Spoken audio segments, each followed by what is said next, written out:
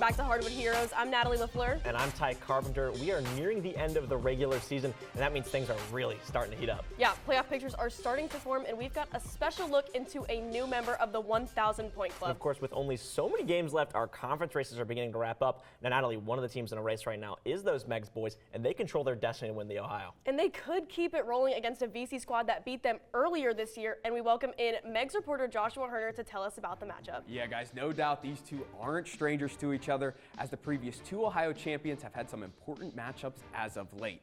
So let's send it back to 2023 when Meigs, actually, we're going to take a look at the last time these two played each other when Vinton County pulled the upset against Meigs in what was certainly a thrilling game. So now let's take a look at the last 2023 when these two matched up. Vinton County clinched the Ohio outright with a 47-37 win over Meigs. Cobra Sharp leading the way with 15, and Carson Davis would lead his Marauders to a 78-48 win in the following year. Meigs swept the Vikings last season en route to an undefeated TVC Ohio title of their own. And it's important they shoot well this time around, like you saw in the full screen. The Vikings relied on Josh Montgomery, but they'll need guys like Nash Yates, Jace Moore, and Briggs Prater to step up this time around. So what else does VC need to do in this matchup? Yeah, Carson Davis is a true game wrecker. The Vikings defense will need to locate him at all times where he is on the floor and make sure they have help defense prepared to his side. So now what are those keys for Meigs? Yeah, Colbin Buechler didn't play in this matchup earlier this year, and Meigs will need him on both sides of the ball on offense and defense. And finally, the Marauders will definitely need to play at their pace. There's no doubt this team is at their best when they are attacking in transition and the bucket. So here is the Vikings squad getting introduced in front of a huge crowd and MacArthur, and they got something to cheer about right away. First offensive possession, it's Nash Yates. He nails this triple. 21-10 after the first quarter, but the Marauders would strike right back. Owen Tracy gets this long ball to go. He would lead his team on a run. Now, the Marauders down 4, 2 seconds left. Deep pass to Colbin Buechler, and one Meigs. Now down 1 at the break. Close game, so let's go right to crunch time. Davis gets this hook shot to go. His team now has a 2-point lead, but VC has the response. Jace Moore hitting this long ball. VC up 1, and they hit some huge free throws to get the lead to 3. Colbin Buechler has a chance to tie it late, but it will not fall. Vikings pull the upset again, 58-54. Yeah, so no surprise, VC and Meigs provided another thriller. One of those keys you mentioned played a huge factor in this one. Yeah, and Ty, that key was how VC used the 3-ball to open up their offense. Let's see right here, a UCLA high post set you're going to see for Vinton County. 2 guys free throw line extended, 2 guys in a high post, but it's the off-ball action that matters. Watch the off-ball screen. See Griffin Hudson cheat up. That means Nash Yates has the space to get that 3-ball off. And when you're knocking down threes consistently, what does that open up? Driving lanes. Watch right here. Briggs Prater has the ball. All 5 guys spread out. There's no help defense as soon as Prater goes to attack, and he certainly got it done tonight. He gets this bucket to go in a critical time, and that's how the VC offense got it done.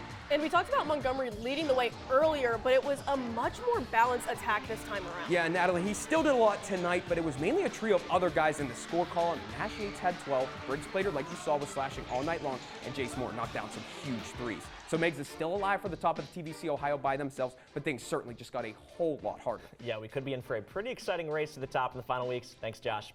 Now, the girls took a trip to Vinton County. Here's head coach Brett Jones before the tip. And right from the tip, Emma Leeming was ready to roll. This bucket was just 2 for her of her 11 points in the first, up 29-19.5. But Ella Vaughn with some post moves and a bucket cut the deficit to 5 for Meigs. Yeah, but it's going to be VC that ends up popping off in the fourth. They've run away with this one and take the win, 69-34.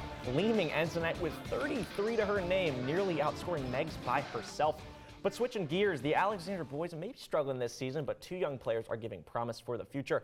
And joining me now is Alexander reporter Joshua Jacob to break down these 2 young stars. Yeah, Ty, even though the Spartan season hasn't really gone as planned, their young talent has definitely taken that next step. Now, these numbers might not blow your mind until you realize these kids are just sophomores. With Jace Cooper averaging around 16 and Noah Graves averaging around 10, they're already responsible for 52% of Alexander's points. Now, that's exactly what you want to build off of.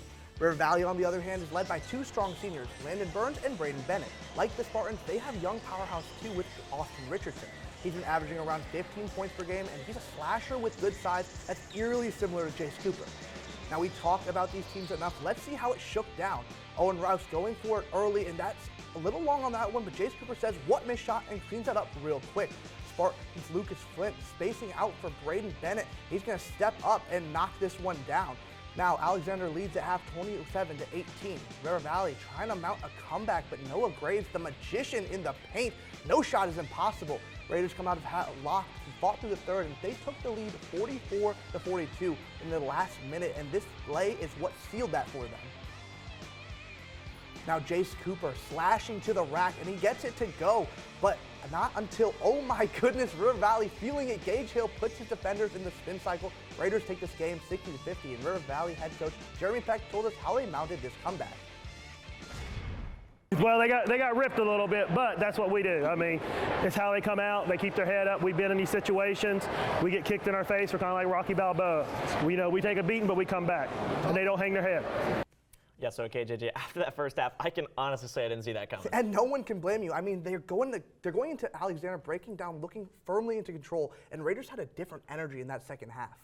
Yeah, so now let's take a step back. Alexander did lead most of that game, so what did they do well? Their defense played fast, and that's easy to see. In the first quarter alone, the Spartans only let up 4 points. Offensively, Alexander relied on getting to the line. Yeah, and when the atmosphere changed, they just couldn't count on those free throws, right? Exactly, and the lack of scoring kept the Raiders in the game.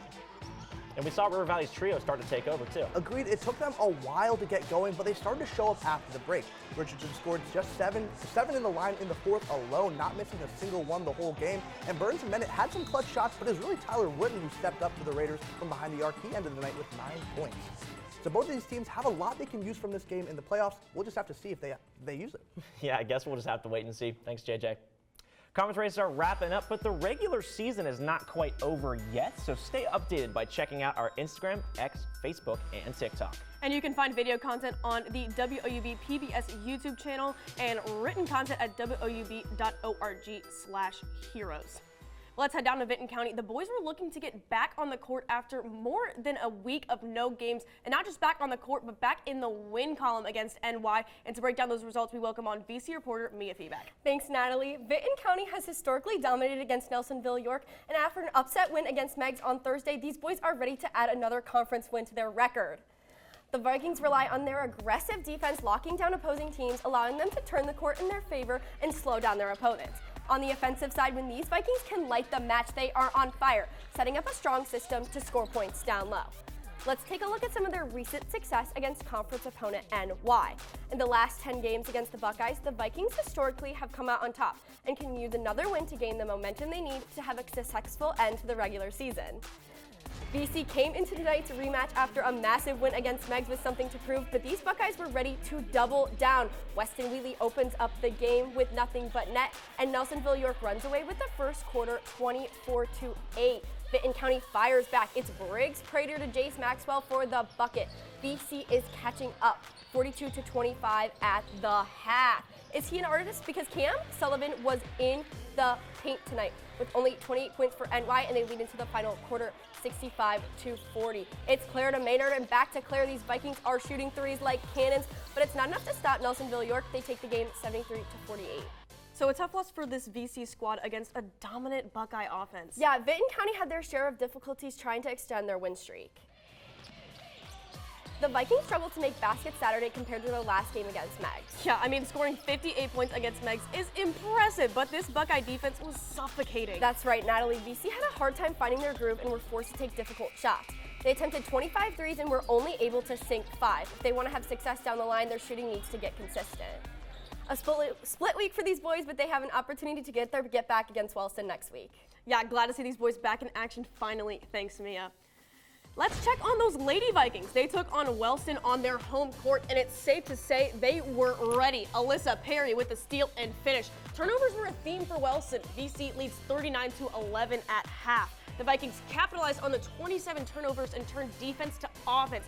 Leading with the finish, she led VC with 13 on the night. One more steal for good measure. Zoe Nichols to Nora Martin for 2. Vikings dominate in the 62-17 win.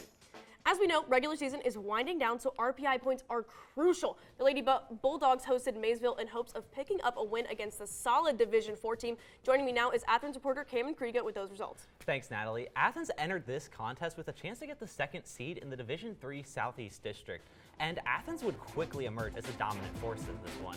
We've talked about how good this Athens defense is, but how about 0 points allowed for the entire first quarter? Winbanks would lead the Bulldogs, scoring 18, and Ella Chapman and Lex Kukul both finished with double digits. Now for the tournament. It's not official yet, but it looks like Athens might move to the 2 seed after Sheridan lost to Tri-Valley, meaning the Bulldogs are now slated to face Chillicothe in the first round, just like last year where they took home a 71-38 win over the Cavaliers. But head coach Jeff Skinner and his squad don't care about seeding. The only difference between 2 and 3 is your first round opponent, and the second game is we either going to Sheridan or Sheridan's coming here. So we played enough tough games on the road. If we have to go to Sheridan, that's what we'll do. All right, so we know how Athens' playoff bracket looks, but they've still got a lot to play for in the TVC. Yeah, despite being currently undefeated in TVC Ohio play, the conference race still rages on. They're still trying to knock VC out of the race, and the Vikings just won't go away, winning their last 7 conference games. But just one Vikings loss or Bulldogs win secures at least a conference share for Athens. Their first shot at a win will come Monday against Meigs. But it may all come down to Wednesday's contest with Vinton County. An Athens win there would secure their 3rd straight outright title, regardless of their other 2 games. Well, with the conference potentially on the line in that one, what will the keys for the Bulldogs be? Well, Coach Skinner has focused all season on shutting down the opponent's best scorer. And for VC, that's Emma Leeming. You might remember her scoring 33 this week. She is a monster in the paint and will definitely be a challenge for Athens. But with Bristol Stump back in the lineup and an elite defender in Lex Kupel, they're up to the task. Well, we'll all be circling our calendars for that one. Thanks for the good work, Cameron. Now, as for the boys, they hosted non-conference Warren for their senior night, but Warren, just another game for them. Jackson Benham to Blake Grimes for the fadeaway bucket. But Bulldog Colin Chapman's not having that. He'll take it himself for the midi. And again, nice effort here from Hayden Hughes. Offensive rebound and puts it away. But plays like that won't be enough when you rack up 21 turnovers on the night. Warriors capitalize on transition play and come out on top 54-44. So maybe a tough loss for Athens, but now they got this student section as the Buckeye boys come to town. Colin Chapman is going to get the hype started. Rolling left, stop and shoot in front of Grant Elliott. That's free, but Elliott does not like getting shown up. Dish to Cam Sullivan, pop up and for 2. Look at this energy, but Chapman is feeling it too. He's open for the clean 3 deep. He's going to point to the crowd, look, because he loves it. But the Buckeyes get the last word. Weston Wheatley with the steal. Sorry to his old team as NY wins 65-58. So we just saw a few players pick up a big win for the Buckeye boys, but now let's talk about the girls, where one player has been putting together a special season. And NY reporter Phoenix Brown joins us to spotlight what all she's done this season. Yeah, Ty, Maddie Pidcock is a clear leader for this young Buckeye squad, and the proof is right on the stat sheet. Looking into her stats this season, she's scoring over 20 points per game, which accounts for over half the Buckeye points on average. But it's not just her offense making her so valuable. Maddie's leading the team in boards per game with 7.3, along with steals per game at 2.9. The aggressiveness we've seen from her on defense allows her to find weaknesses early on in her opponents and convert that into more points for Buckeye crew. Her cat-like reflexes also let her apply pressure on offenses and cause chaos to keep the ball in NY territory. Yeah, so well, Pidcock surely makes things look simple. I think we need to talk a little bit more of those cat-like reflexes you mentioned. Yeah, I mean, how couldn't we? Let's take a deep dive into her defense. Here she is against Meigs earlier this season. They dish it down low, but Maddie gets in position and is ready to wreak some havoc on this play. She goes for a quick 2, but is rejected by Pidcock. Now here against Salgalia, it's pass over to Hammond, short dribble pass to Schaefer, but guess what? It's Maddie Pidcock taking her place and showing off that aggressiveness and court awareness to start the scoring again for her Buckeyes.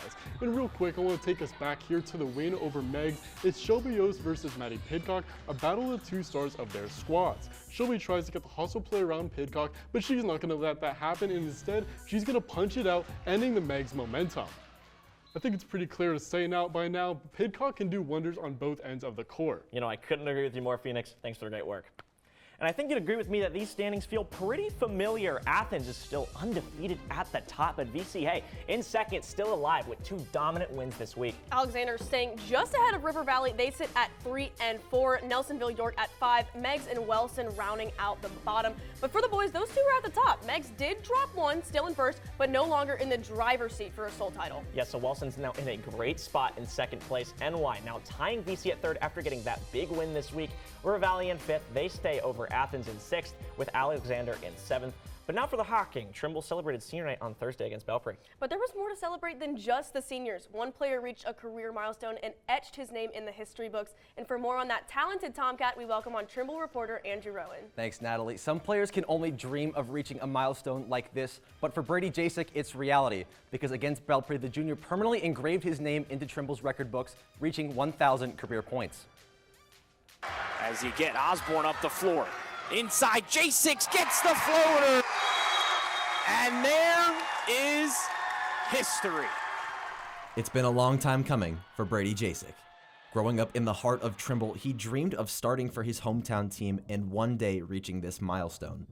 I just knew that was going to come at some point. Just stacking wins, like winning games, just trying to play my best every night, and eventually that was going to come as a benefactor.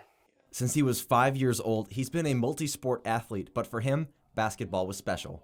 I mean, it's been just the greatest joy in my life, the greatest experiences. I mean, I feel like I look back, a lot of my best memories there's on a basketball court or on a bus riding home with the guys. That's some of the best memories I'll take with me. Brady has been the star of the Tomcats ever since he stepped on the floor of William White Gymnasium, averaging 11 points a game his freshman year and leading Trimble in scoring the past 2 seasons, something his father Alex never would have imagined years ago. We love sports. We love going and watching sports just from a fan standpoint, but I never envisioned him growing into this, no. Despite his talents and accolades, Brady's humble and says that he wouldn't be able to do it alone, crediting his family as his biggest supporters. Oh, it means everything. You know, Mom and Dad, they've invested just so much time, so much money. We've been to probably about 15 different states for him to play sports over the years. Despite all of his accomplishments, the one thing parents Kirby and Alex are most proud of is their son's character. I always said he was born with a heart of gold, born with a kind heart, and he's just humble and kind. And when it's all said and done, Jajczyk wants to be remembered as more than just a hooper. And I just want people to be able to say that, you know, after I'm done playing basketball, more than anything, that I was a good person. Because the ball's going to stop bouncing at some point. Now, Belpre did go on to win 77-45, but Jajczyk joined 9 other TVC players to hit the 1K milestone this season alone. Trimble, Southern, and River Valley all had 2 players hit 1,000 this season. The even crazier part is that Jajczyk, Reed Brinegar, and Andre Chandler all did it on the same night. And what a year for the TVC, and what a list of talented players. Yeah, it's not every year you see this kind of success. Thanks, Andrew. Of course, Gloucester has 2 players in the 1K club, so to the other side, the girls are hoping for an upset, but Eastern is dashing those hopes. Ashlyn Thomas steal and score, but Trimble isn't going down easy. Brooklyn Burdette nailing the 3-pointer to stay in it. Now Eastern firing right back. Emery Lloyd putting the Eagles up 28-20 at the half, but the second half got out of hand. Kirsten Fackler's driving in, and she won't be denied on this one. She scores 25. Eagles stay in front in Hocking, 63-42. As for the Waterford boys, they geared up to take on their cross-river rival Fort Frye, and let's get right into it. Gavin Heener coming out hot for the Wildcats. It was no mercy in the first. Weston Fairchild forces the steal, and it's laying with the lay. Waterford up 33-12 after 2. Cadets trying to get something going. Triple is no good, but Caney and Bradford still wants 3 points. He gets the and 1. Won't matter though, Lang wide open in the corner and drains it. He had 34 on the night and led Waterford to a 63-42 win. So the boys pick up a nice win, but the girls have more than just a win on their minds. Yeah, Natalie, they are still in contention for that TVC Hocking title. Familiar territory for this squad. So let's welcome in Waterford reporter Eva Green to break down the action. Thanks, guys. The race in the Hocking had seen some new and old faces at the top. Last time the Wildcats didn't win or have a share of the Hocking was in the 2020 season. The Box by Roddy Ricch was the #1 song then. Does that take you back? Waterford has dominated the Hocking for half a decade, but now they find themselves in unfamiliar territory where every win counts. And with just 2 conference games remaining, they have to take care of Gracie Bills and Belpre. Bills leads Waterford star Brinley Potmeyer in almost every stat we see. But don't let it fool you, as Potmeyer has 2 other star players around her that also propelled the Wildcats' success.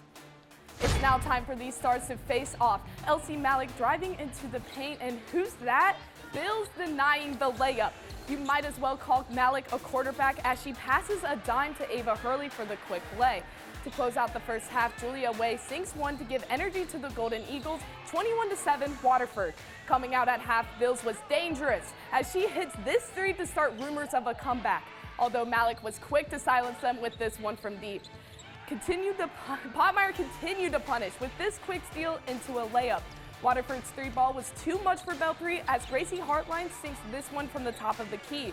Potmeyer officially silenced the Eagles with this easy layup as Waterford wins 48-27.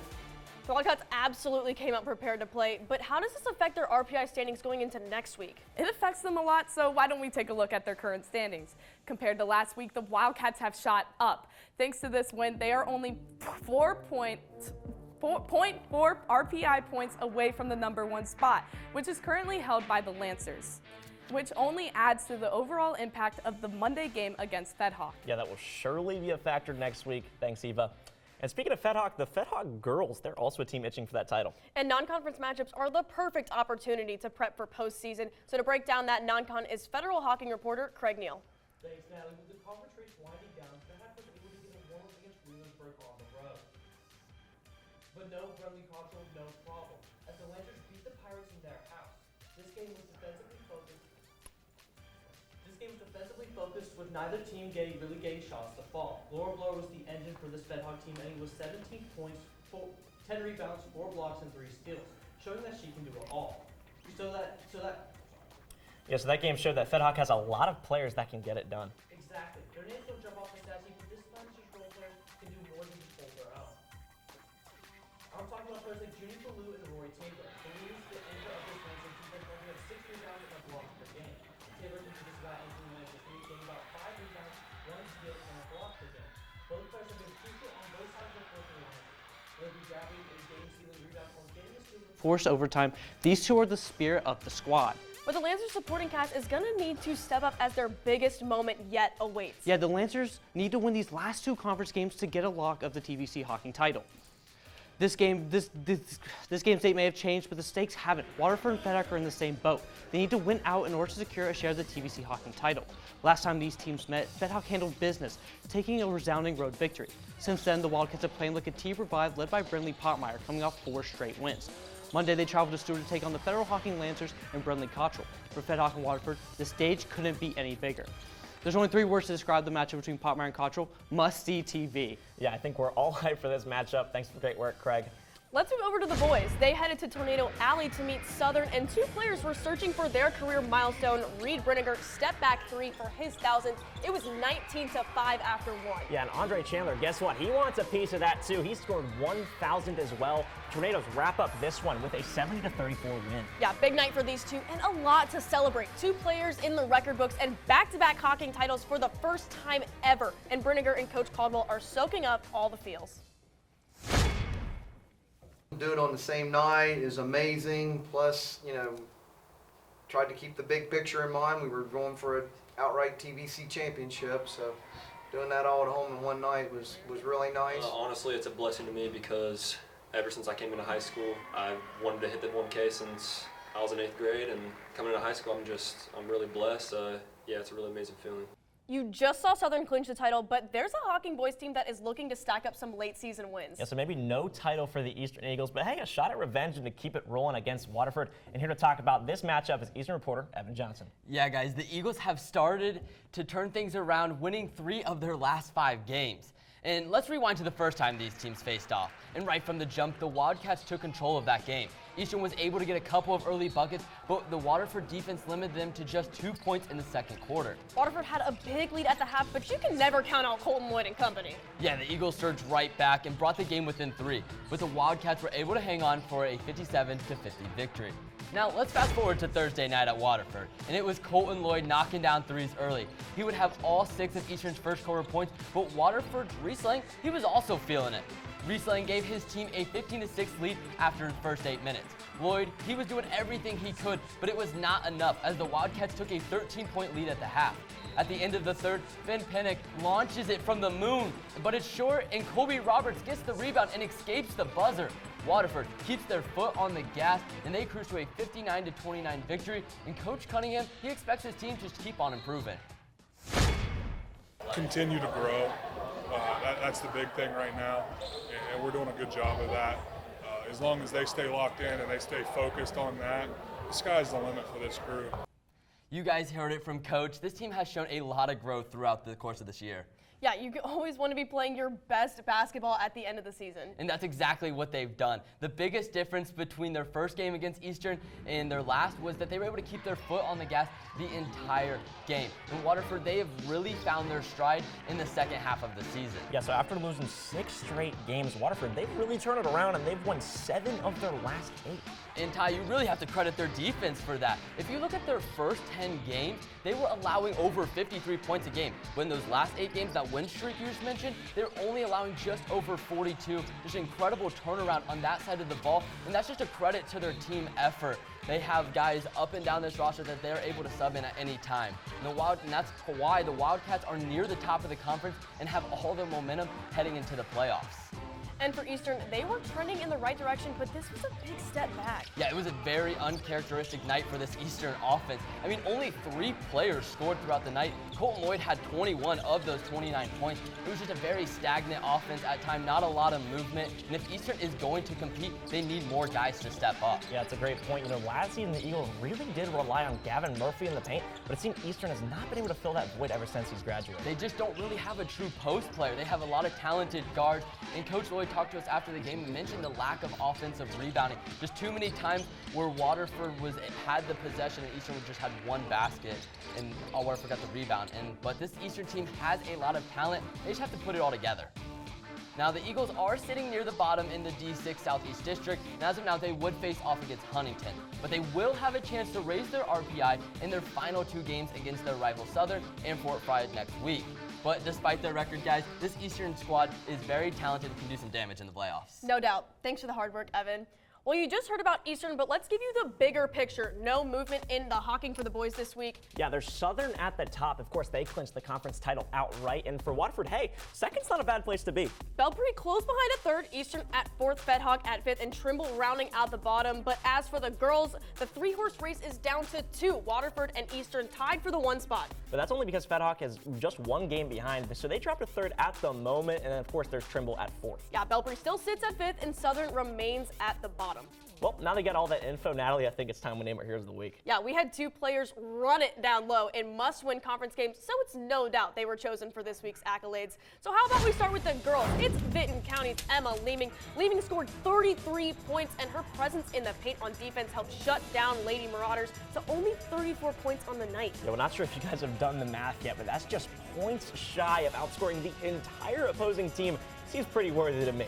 And for the boys, you might have heard this name during the football season, but NY's Cam Sullivan, hey, he's pretty good at basketball too. He led the way in a key conference win over Vinton County, jumping them in the Ohio standings. He's been a double-double machine, dropping 28 points and a clean 15 boards. I mean, how do you stop that? Yeah, I mean, dropping numbers like this, and guess what? He's still just a junior, so I think it's pretty safe to say the future is looking bright for the Buckeyes. And when you got 2 players this dominant in the post, pretty sure the future's looking good in the playoffs too. Yeah, pretty hard to compete with this level of dominance. Sullivan crashed the boards, and both of these 2, I mean, look at the stats. They just could not miss. Yeah, you got to be able to play down low against these 2 teams. I mean, 15 rebounds, turn around with 28 points for Sullivan. I mean, that's some serious work. So otherwise, good luck if you can't stop them. So, Natalie, what a thrilling week. We saw 1 conference race wrap up, and the postseason's still looming. Yeah, but before we let you go, remember that just in a little over a week, Hardwood Heroes' first ever playoff special show will air on February 18th at 6 p.m. on WOUB. Yeah, be sure to check out all of our social media, where we'll always be reminding you to be heroic.